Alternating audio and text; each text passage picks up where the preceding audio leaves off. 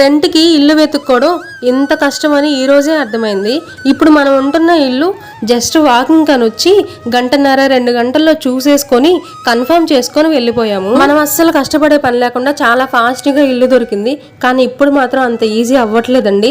3 days నుంచి వెతుకుతానే ఉన్నాం, ఎక్కడ టూలెట్ బోర్డు అనేది కనిపించట్లేదు. తిరిగి అలిసిపోయి ఎక్కడైనా పొరపాటున ఒక చిన్న టూలెట్ బోర్డు కనిపించింది అనుకోండి, ఏమనిపిస్తుందంటే తిరుపతి వెళ్ళి క్యూలో నిలబడి వెంకటేశ్వర స్వామిని దర్శనం చేసుకుంటే ఎంత ఆనందం వస్తుందో అంత ఆనందం వచ్చేస్తుంది. తీరా వెళ్ళి చూస్తే ఆ ఇల్లేమో నాకు నచ్చట్లేదండి.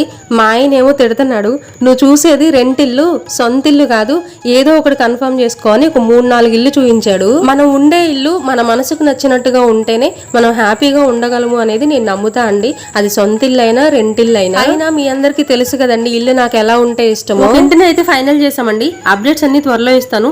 ఈ వీడియో నచ్చితే లైక్ చేయండి. మళ్ళీ కలుస్తా. బాయ్.